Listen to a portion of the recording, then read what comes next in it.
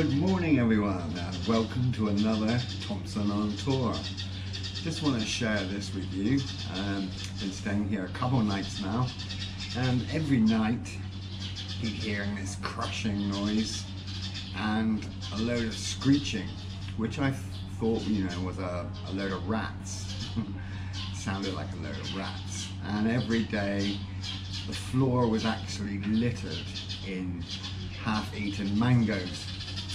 So anyway, again, it happens every day.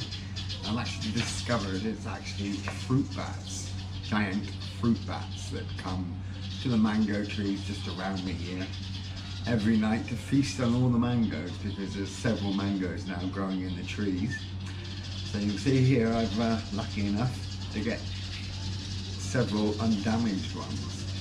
So gonna be making some papaya somtam or a nice mango salad later, or even fresh mango juice.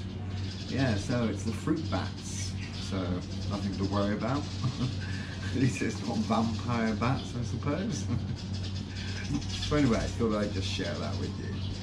So yeah, nature's abundance. Nature's abundance. Plenty of mangoes. And I've actually never seen mangoes quite. You might have just heard that. That was another mango just falling from the tree.